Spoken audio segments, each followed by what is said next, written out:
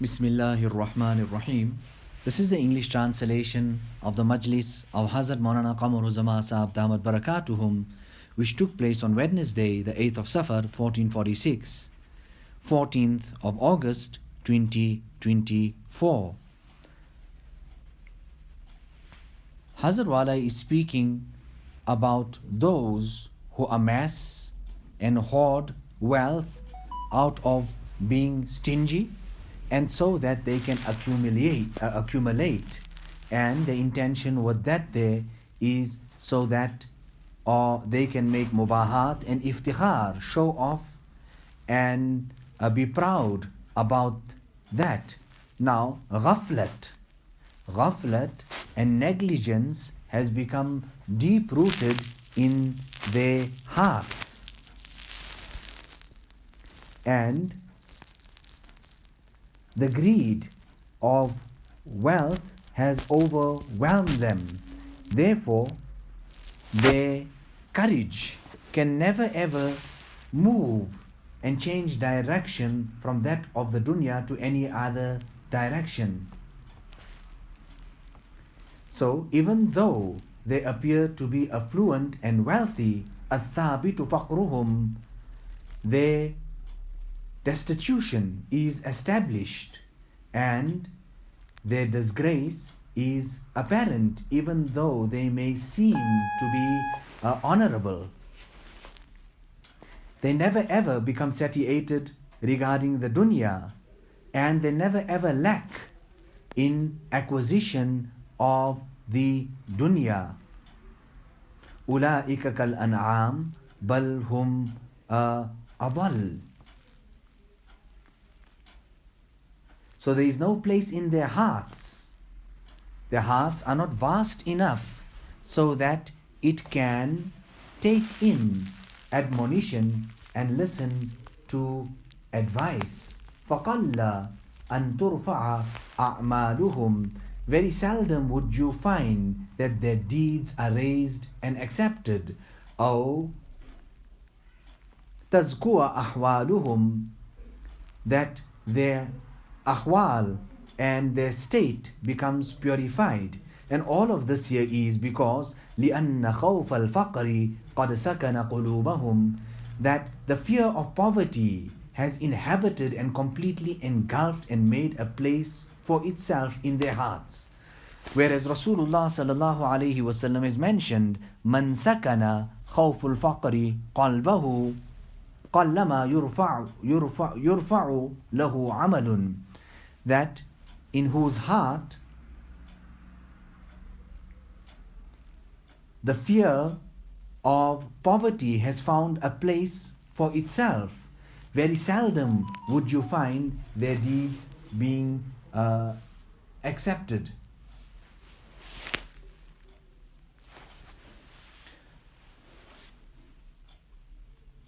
You know, this kitab that we are reading from, Hazrat Tanvi translated it on the instruction of Hazrat Haji Imdadullah rahimahullah, when he said to him, Ashraf Ali, translate this kitab. It will prove to be very beneficial for the people. But whoever purchases, who wants to read, who wants to learn, who shows this type of interest, very few. Our Hazrat Wala is speaking about an incident back in the day. He says he went to Maulana Ali Mia Saheb to visit him, and Maulana Ali Mia Saheb said to him, Maulana, that I just wrote a kitab and I was distributing it, all the copies are finished, I really wanted to give you a copy. Our Hazrat Wala says, I said to Hazrat Maulana Ali Mia Saheb that I purchased a copy, and Maulana Ali Mia was in absolute shock that he could not understand it, because it doesn't happen like that, and that was not common that one person, one alim, would buy the kitab of another alim. He was very, very astonished. Rather, he even expressed that. In Kantaria, some people came and there was a small risala in a booklet there, and I pointed out that take this here. At that time they said, no, not this one, rather give me that one. तो किताब मुफ्त में बहुत मज़ेदार है. To get a kitab free, Kratas is something that is very, a person wants it. It is very tasty. You're getting it for free, but nobody wants to spend. Nobody wants to spend. I heard this myself from Hazrat Maulana Shah Wasiullah Sahab telling some person that purchase this kitab, even though you may not read it, but somebody else, your children, may perhaps read it. You know, it is said regarding the person who has the Hadith Kitab Tirmizi Sharif Al-Jami' in his home, it is as if Nabiyun yatakallam, that there is a Nabi in his house who is speaking. Today, people attach very little importance to a kitab. Rather, they understand it to be insignificant. They scorn at it. Rather, even the people of kitabs. Allah Ta'ala give us the tawfiq and the hidayat of making qadr of this great deen. You know, hubbud dunya ra'su kulli khati'ah. The love for this dunya is the root cause of every sin. You know, Hazrat Maulana Shah Wasiullah Sahab used to relate this to us so much about a person who was in his last moments. You leaving, you going to Allah, but on his tongue was nothing other than that of, you know, this bale of material, this roll of material, how much is it per meter? And that one there, well, what's the price of that? That's how he left this dunya. That's a type of attachment that the person had to this dunya, and that's how he left in that manner. Hazrat Maulana Muhammad Ahmad Sahab, we were on Safar with him on one occasion, and he mentioned when he received the news of the demise of one of the people that were connected to him, that a person passed away in such a beautiful manner. And to that, what was the remark? What did he have to say? That this is my heart's desire, that all my people have a maut or pass away in this manner. Hazrat Muawiyah radiyallahu ta'ala an, what did he have to say? With so much of sorrow and grief he had to say that my colleagues and my friends from the Sahaba had passed on, but they came out clean. They were not after the dunya, neither did the dunya intend them. But unfortunately me, I have become soaked, rather drenched, latpat ho gaya in the dunya. There was a Sahabi, at the time of iftari, he sat down to eat and then he began weeping. On inquiry, the wife asked him that what's this here? And he said, listen, my friends passed on, but they did not even see these type of ni'mats. They did not even see these type of ni'mats, and they went to Allah subhanahu wa ta'ala. On one occasion, Hazrat Maulana Shah Wasiullah Sahab was presented with ice cream. Now back in the day, that was something which was absolutely scarce, not to be found. I mean, people wouldn't even have that. We're talking about some 50, 70 years ago. And he took it in front of him. He hardly had one spoon, and he put it away, passed it on to one of the grandchildren, saying to them, you rather eat this here, because I would eat it and commit sins. Now this part, how many of us have seen from the Buzurgan-e-Din?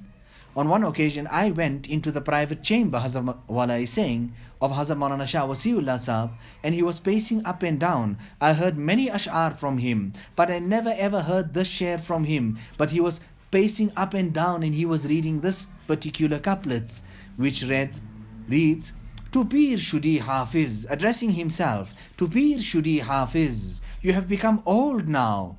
As Mehkada Bayrun Shud, come out from these type of places, these shabeens and these unwanted places, come out from there. Rindi Wahawasnaki, Dar Ahde Shabab Ola, this type of things, chasing after the dunya, pleasures, following the base desires, etc. You know, okay, understood this way and that way, but not for an old person. I mean, if it's done in the youth. Not for an old person like you. It's about time you shake up and you come out from that. Allahu Akbar.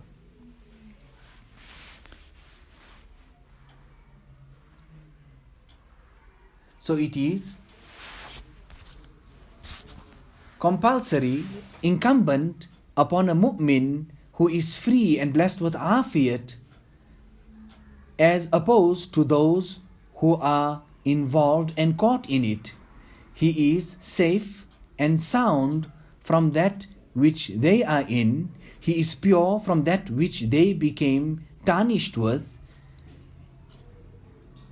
It is necessary for him that he praises Allah subhanahu wa ta'ala upon that which Allah ta'ala made him specific with from his favors and granted him bounties from his side. And he should say when he sees such people, Alhamdulillahi alladhi afani mimma ibtalahum bih. All praise is due to Allah subhanahu wa ta'ala, that Zat and being that has given me peace and afiyat from that which He has tried and tested them with. And He has given me a privilege over many from His servants, a great privilege. Now, this is what we should read as well when we see a person, how we see a person who is afflicted with some type of sickness, etc., and we read this dua. Similarly, when we see the ni'mats of Allah subhanahu wa ta'ala,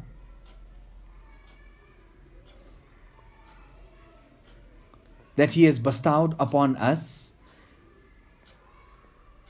it is more deserving that we thank Allah subhanahu wa ta'ala upon the afiyat that He has given us and kept us safe and sound from falling into the dunya and getting drenched and drowned in it. Normally a person only reads this dua when he sees sick people, but when he sees a person involved in any other calamity, he doesn't so quickly recite this dua.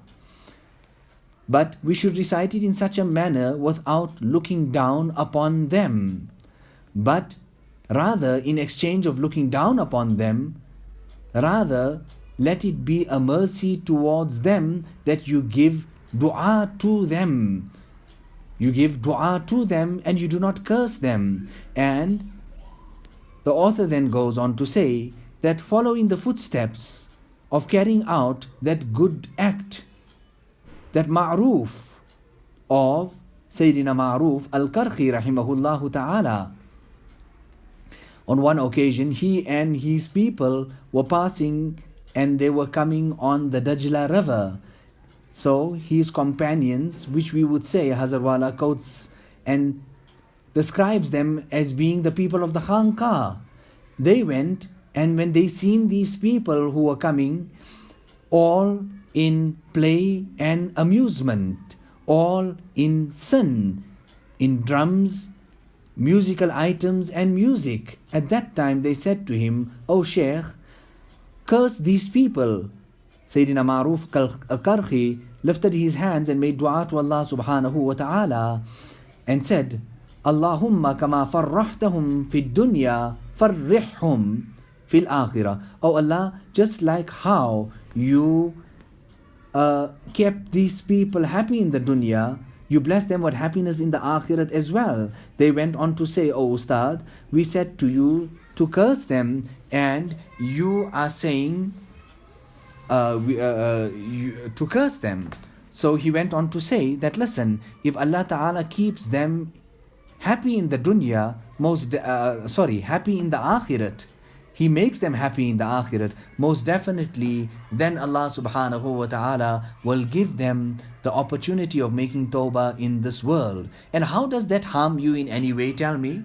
Nevertheless, when this vessel and this boat comes to the banks of the river, what an amazing thing. The men got off on one side and the womenfolk on the other side, and all of them purified themselves and they came out making tawbah to Allah subhanahu wa ta'ala from that very same group, because of the barakat of the dua of Sayyidina Ma'roof al-Karhi rahimahullah ta'ala.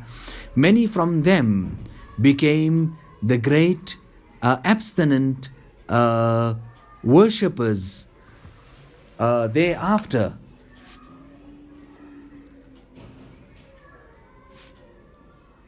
So when you see people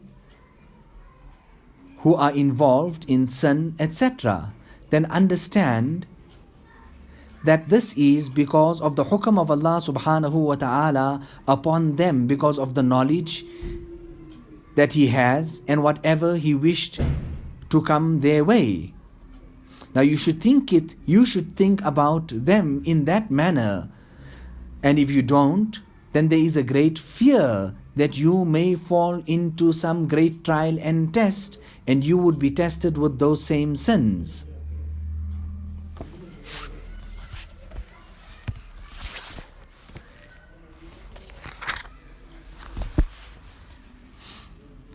So shafqat, the demands of it is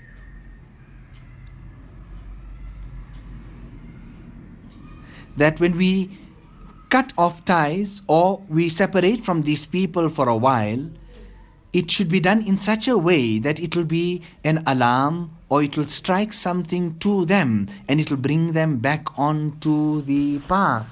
It will bring them back onto the path. Allah Ta'ala open up the reality of this path to Him, to us. Allah Ta'ala let us walk this path, make it easy for us and accept it from us. There is a slight pause there, and thereafter we see that Hazrat Wala has taken another kitab, and that is the Aqwal Salaf.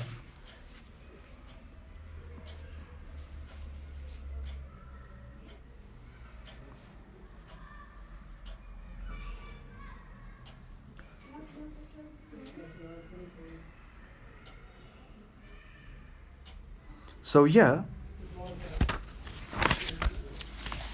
Hazrat Wala is speaking about that particular incident where a Bedouin comes to Rasulullah sallallahu alaihi wasallam passed by a Bedouin. Hazrat Anas radiyallahu ta'ala narrates that Rasulullah sallallahu alaihi wasallam passed by a Bedouin who was making the following dua: Ya man la tarahu al-uyun ولا تخالطه الظنون ولا يصفه الواصفون ولا تغيره الحوادث ولا يخشى الدوائر يعلم مثاقيل الجبال ومكاييل البحار وعدد قطر الأمطار وعدد ورق الأشجار وعدد ما أظلم عليه الليل وأشرق عليه النهار ولا تواري منه سماء سماء ولا أرض أرضا ولا بحر ما في عقره ولا جبل ما في وعره اجعل خير عمري آخره وخير عملي خواتيمه وخير أيامي يوم ألقاك فيه. O the one whom the eyes cannot behold, the minds cannot imagine, who cannot be described from the most adept, whom no condition can alter, whom does not fear any calamity. He knows the weight of the mountains, the amount of water in the oceans, that Zat who knows the number of raindrops, the number of leaves on the trees, whatever is darkened by the night, and all that is brightened by the day. No portion of the sky is hidden from Him, no section of the earth, nothing in the depths of the ocean, nor anything in the clefts of the mountains. O my Allah, make the last portion of my life the best portion of my action, the end of it, and the best day, the day which I meet you. Now, what type of ma'rifat this particular Sahabi possessed? An ordinary, simple Sahabi Bedouin. It was not that of Hazrat Abu Bakr or Hazrat Umar. It is after that Nabi sallallahu alaihi wasallam designated one person, telling him that, listen, when this person finishes his salat, this Bedouin, then bring him to me, summon him to me. Therefore, after he completed his salat, he was brought to Rasulullah sallallahu alaihi wasallam, and Rasulullah sallallahu alaihi wasallam just received some nuggets of gold from a certain gold mine. Nabi sallallahu alaihi wasallam presented him with this. Thereafter, this Bedouin mentioned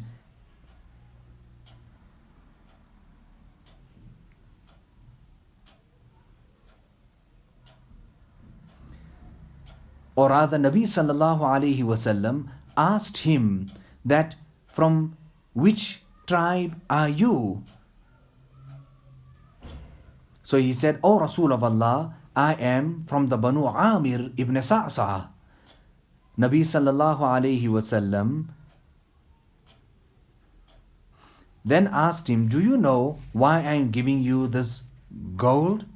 He went on to say, O Rasul of Allah, it could probably be because of the ties, family ties that I enjoy with you. Nabi sallallahu alayhi wasallam then said, yes, there is also a haqq and a right for that. However, I am giving you this as a hadiyah because you praised Allah subhanahu wa ta'ala in the most excellent manner. Our Hazrat Wala writes a faida there, Subhanallahil Azim, glory be to Allah who is so great. Rasulullah sallallahu alayhi wasallam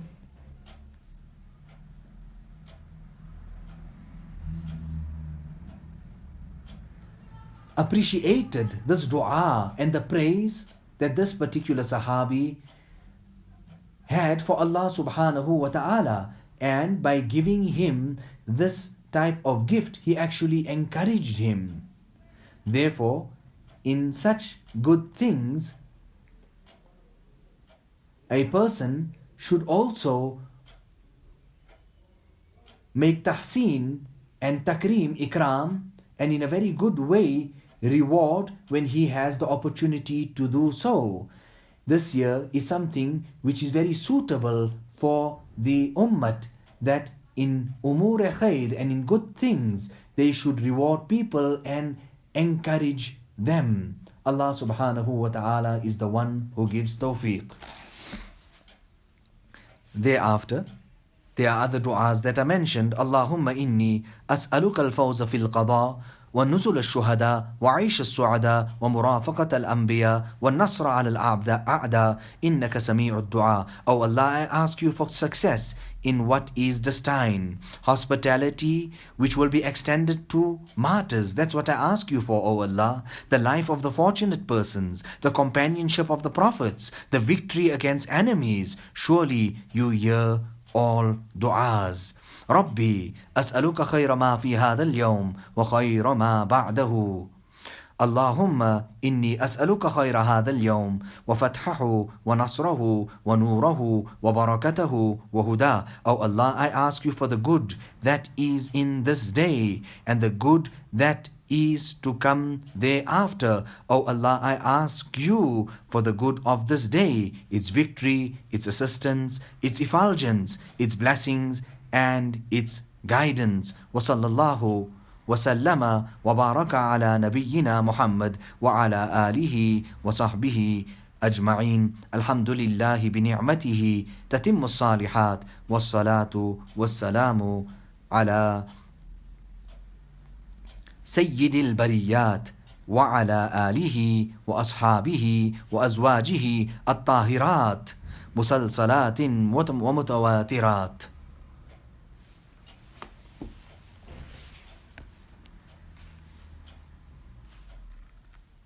Now, Hazrat Wala is also speaking about and mentioned in between there that Hazrat Tanvi used to say that there are two personalities. One is that of Allama Sharani and the other one is of Hazrat Shah Waliullah.